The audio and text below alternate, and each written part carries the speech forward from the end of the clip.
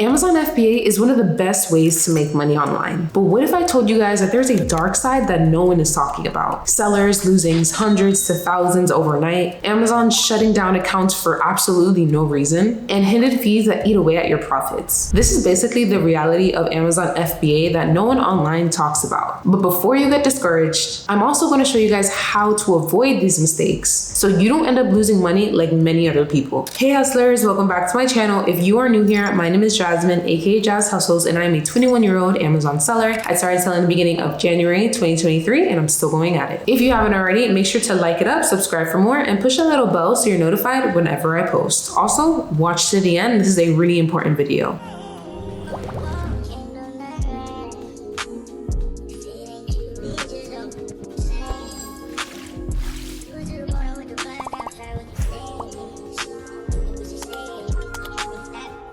Now, the first and biggest risk, account suspensions and bans. Amazon can shut your account down at any moment and sometimes with no warning. Now, why does this happen? There may be many reasons why your account may get shut down by Amazon, and a few could be things like selling restricted products that you are not able to sell, getting multiple negative reviews on your Amazon store, or just Amazon flagging your account for suspicious activity. Now, here's a real example. Last year, July, my account got deactivated and I also got Section 3. Now that was closer to when I was getting into wholesale and I was purchasing authentic products, but I didn't have a good supply chain. And basically I wasn't able to show proof of where exactly I bought them from. So they automatically flagged that as suspicious activity. Now with wholesale, it's a little more riskier because you do need to make sure that you're buying from authorized distributors only and brands. You don't want to just buy from a random person who has gotten it from here to there to here to there, because then it's really hard to kind of show that proof of the supply chain. I learned that lesson the hard way for sure. I was left with a lot of inventory. I wasn't able to sell that ASIN that I was trying to sell, and I had like over 500 units. My account was shut down for about a month, but then I had Seller Basics help me get it back. So here's how to avoid your account getting shut down. Make sure that the products you're buying from, even if you got approval to sell the product, make sure there's no actual dips in offer count, and as well, if the brand is on the listing, you want to stay away from it automatically. You also want to make sure your customer metrics are good. So if you're doing FBM, make sure that you're shipping everything out on time. And if you're doing FBA, make sure you're actually shipping out the correct products, because I know a lot of times beginner FBA sellers will ship out a product. It looks similar to the actual one on the Amazon listing, but it's totally different. And Amazon won't really let you know that it's a whole different product. They're just going to ship it to the customer, and that's where the customer is going to find out, most likely leave that bad review and then return it. Also, make sure to avoid the shady suppliers if you're getting into wholesale. Bottom line, Amazon doesn't really care about you. They care more about their customers. Everyone knows this. So even if your account looks like a risk, you're out. Make sure you're doing everything by the book so that Amazon doesn't have any problem with you. Number 2, the hidden fees that kill your profits. Let's just say, for example, you might be thinking that you're going to be making $10 a sale, but after Amazon takes their cut, you're left with pennies. If you guys are brand new to the Amazon selling game and you don't really know what fees Amazon is charging you, make sure to go to my recent video where I talk about all the fees that you're going to be charged and basically a breakdown of everything. So then you know exactly how much profit you're going to be making with including all of those fees. So I'll just link it right up here for you guys. So here's just an example of a bad deal. You sell a product for $20, but Amazon takes $9 in fees. And after your cost of goods price, you're left with $1 profit. Not exactly life-changing money. So how to avoid this is by making sure you have a profit calculator in hand before buying the product, just so then it's automatically including all of the fees. So then you can see exactly how much profit you would be making. And obviously, I recommend all of you guys to use SellerAmp. They are perfect, they are great, and really beginner friendly. So make sure to use SellerAmp to check the fees before you purchase the product. If you don't know your numbers, Amazon FBA can turn into a money pit real fast. Number 3, inventory nightmares and cash flow problems. Now imagine this. Let's just say you're doing wholesale and you're spending $5,000 in inventory. You send it to Amazon and it just sits there, not selling. Now, why would this happen?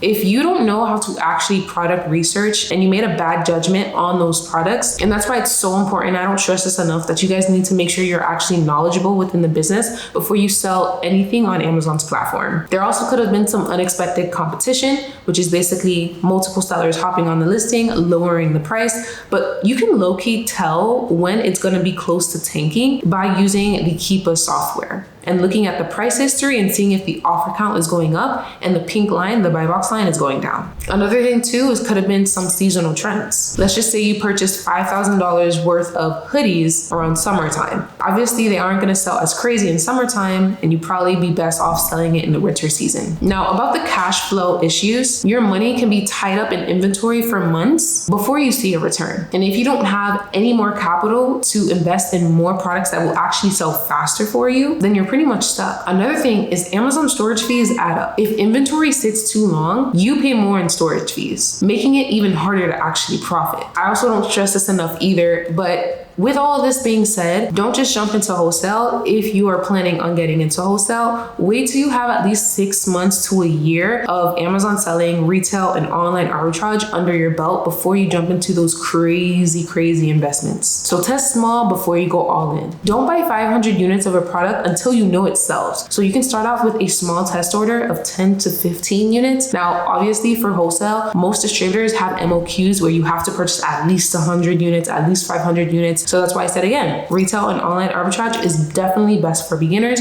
Just start off with that small amount. And then if you are able to receive more inventory and you totally sold out of your test order of 10 to 15 units, start making the unit count a little higher. So let's say 50 to 100 units and then 200 to 300 and so forth. But just make sure it actually sells for you before you go ahead and buy a lot more. Number 4, customer scams and refund abuse. Now this is definitely another dark side of Amazon FBA. Customers can literally scam you, and Amazon almost always takes their side. So what do you mean, Jasmine? How can customers scam you? Basically, what some customers will do will purchase a product, receive the full product, and then initiate a return on their end saying, item not as described, doesn't fit. And you know how whenever you are sending back products to Amazon, so then you can get a return, you need to actually ship the product back out. You can go to Whole Foods, UPS, but instead of the customer shipping out the original product, they'll ship like a random ass object or an empty box. And they will get their refund back from Amazon within a few days. So that hurts on our end because once Amazon receives, let's just say this empty box, when I shipped out a pair of shoes, Amazon is going to put it in my unfulfillable inventory and they're going to mark it as customer damage, meaning I have to get it sent back to me to see why it's customer damage, and then I'll see myself that it's not the actual product being sent back. Now you can try to request a reimbursement for that by providing all this proof, but Amazon seller support is not the best, to be honest. So you'll just have to go back and forth with them. So customer scam returns don't happen much, but I've definitely gotten like around 5 to 10 different scam returns in my whole journey of selling on Amazon. Another thing is negative reviews. Even if it's not your fault, one bad review can affect the way that you make your sales, because anytime Amazon chooses a seller to win the buy box, they always want the best for their customers. So they're going to automatically look into sellers and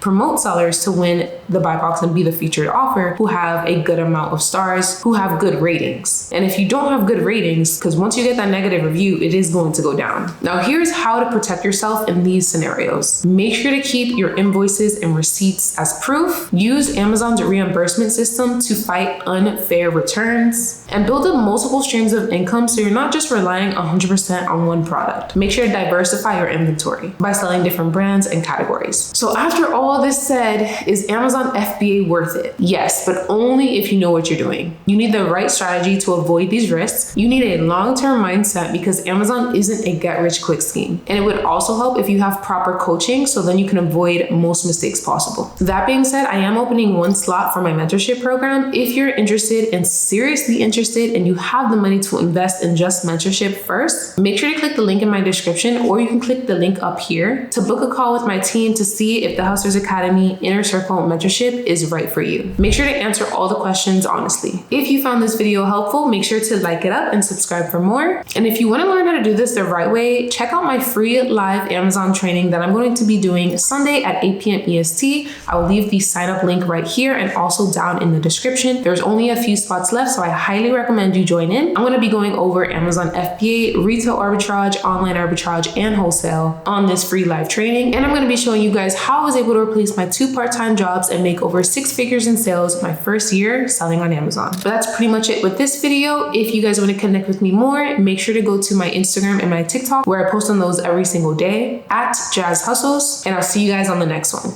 Peace.